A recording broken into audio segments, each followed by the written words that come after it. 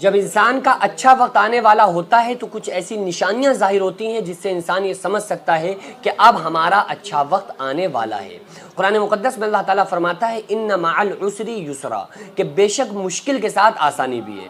بہت سارے لوگ اپنی مصیبتوں پریشانیوں میں تنگ آ جاتے ہیں اور وہ یہ سوچتے ہیں کہ اللہ ہمارے اچھے دن کب آئیں گے، آخر کب ہمیں زندگی میں سکون آئے گا، آخر کب ہمارے پاس رزق کی قلت ہم سے ختم ہوگی، آخر کب ہم سکسیز ہوں گے، آخر کب ہم کامیاب ہوں گے۔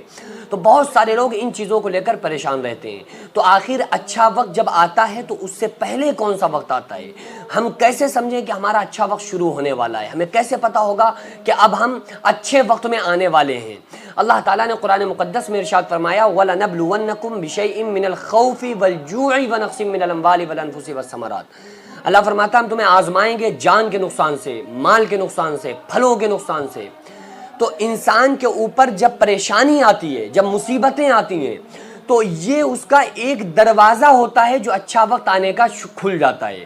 دیکھو پریشانیاں دو قسم کے لوگوں پر آتی ہیں، اور اچھا وقت جو آتا ہے وہ بھی دو لوگوں کے اوپر آتا ہے۔ پریشانیاں مصیبتیں روزانہ اٹھ کر پوچھتی ہیں مولا ہم کہاں جائیں؟ تو اللہ فرماتا ہے کہ میرے محبوبوں کے گھر چلی جا، جو مجھ سے محبت کرنے والے لوگ ہیں، اے پریشانیوں مصیبتوں جاؤ ان کے گھر میں، کیونکہ وہ میرے شکر گزار بندے ہیں، وہ شکر کریں گے۔ جب وہ شکر کریں گے تو کیا ہوگا؟ اللہ فرماتا ہے لئن شکرتم لازیدنکم، اگر تم شکر کرو گے تو اللہ تعالیٰ تمہیں زیادہ نعمتیں عطا فرمائے گا۔ اگر کسی انسان کا کوئی نقصان ہو گیا، مثلا کسی کا ہاتھ ٹوٹ گیا، تو اب اس کو وہاں پر بھی اللہ کا شکر ادا کرنا چاہیے۔ کیوں؟ کیونکہ اللہ تیرا شکر ہے کہ ایک ہاتھ ٹوٹا۔ اگر دونوں ٹوٹ جاتے تو ہم کیا کر سکتے تھے؟ بھائی اگر کسی بندے کے دونوں ہاتھ ٹوٹ جائیں تو کون کیا کر سکتا ہے؟ کچھ نہیں۔ تو اس کو اس وقت بھی شکر ادا کرنا چاہیے کہ اللہ تیرا شکر ہے کہ تو نے ایک ہاتھ ہمارا ٹوٹ گیا ہے، تیرا شکر ہے کہ تو نے ہمارے دوسرے ہاتھ کو بچائے رکھا، سلامت رکھا، اور اے اللہ تجھ سے دعا ہے ہمارے اس ہاتھ کو سلامتی عطا فرما دے۔ تو انشاءاللہ اللہ تعالیٰ پھر آپ کو نعمتیں زیادہ عطا فرمائے گا جب آپ شکر کرنے والے بن جاؤ گے۔ تو مصیبتیں پریشانیاں جو آتی ہیں وہ دو لوگوں پر آتی ہیں۔ اللہ تعالیٰ فرماتا ہے کہ اگر تم سیدھے راستے پر چلتے رہے تو ہم تمہیں تکلیف دے کر کیا کریں گے؟ لہٰذا جو تکلیفیں تم کو پہنچتی ہیں وہ تمہارے ہاتھوں کی کمائی ہوئی ہوتی ہیں۔ تو اب اگر کسی انسان کے اوپر تکلیفیں آ رہی ہیں تو اللہ تعالیٰ بتا رہا ہے حدیث قدسی کے ذریعے کہ وہ تمہارے گناہوں کا نتیجہ ہے۔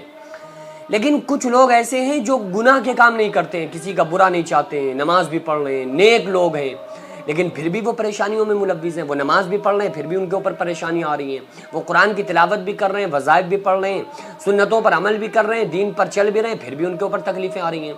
تو یہ اللہ تعالیٰ نے فرمایا کہ جب نیک بندے پر تکلیفیں پریشانیاں آتی ہیں تو وہ تکلیفیں نہیں بلکہ اس کا امتحان ہوتا ہے۔ امتحان کیا ہوتا ہے؟ بندے کی آزمائش ہوتی ہے، بندے کو اللہ تعالیٰ آزماتا ہے۔ ان اللہ اشترى من المؤمنین انفسهم واموالهم بان لهم الجنہ۔ اللہ فرماتا ہے تم اس وہم، اس گمان، اس خیال میں ہو یوں ہی جنت میں چلے جائیں گے، ابھی تم کو پہلے لوگوں کی سی تکلیفیں تو پہنچی ہی نہیں ہے۔ تو اللہ تعالیٰ نیک بندوں پر پریشانیاں ڈال کر ان کو آزماتا ہے، ان کو پرکھتا ہے کہ دیکھیں تم پریشانی میں کیا کرو گے، صبر کرو گے یا صبر کا دامن چھوڑ دو گے۔ تو جو بندہ صبر کرتا ہے پھر اللہ تعالیٰ اسے نعمتیں عطا فرماتا ہے، اور زیادہ نعمتیں اللہ تعالیٰ اس بندے کو عطا فرماتا ہے۔ اور جو بندہ فیل ہو جاتا ہے تو پھر اس کے لیے کچھ نہیں بچتا۔ اللہ فرماتا ہے کہ تم اس وہم گمان میں ہو یوں ہی جنت میں چلے جائیں گے۔ تو جو پہلے لوگوں پر تکلیفیں آئی ہیں وہ تکلیفیں پریشانیاں ہم پر بھی آ سکتی ہیں۔ تو اللہ کی طرف سے اگر امتحان ہو تو ہمیں پھر اس پر صبر کرنا چاہیے، ناشکری نہیں کرنا چاہیے۔ اور جب بندے اگر نیک کی پر چل رہا ہے، نماز پڑھ رہا ہے، قرآن کی تلاوت کرتا ہے، اچھے کام کر رہا ہے، پھر اس پر پریشانیاں آ رہی ہیں نا، تو وہ پریشانیاں آنا ہی نشانی اس بات کی ہے کہ اس کے اچھا وقت آئے گا۔ کیوں؟ کیونکہ قرآن جھوٹا نہیں ہو سکتا۔ قرآن میں جو ایک حرف میں بھی قرآن کی شک کرے گا نا، اس کا مذہب اسلام سے تعلق ہی نہیں ہے۔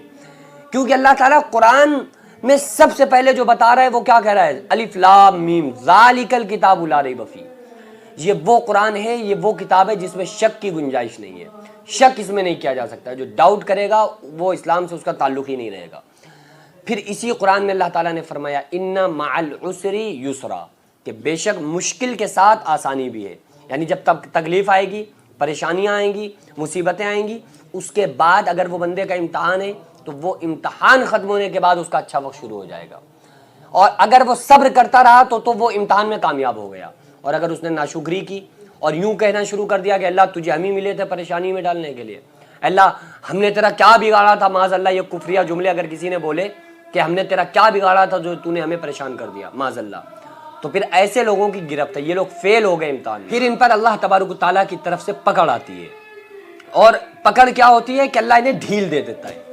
اللہ ظالم کو ڈھیل دیتا ہے لیکن جب پکڑتا ہے تو چھوڑتا نہیں ہے۔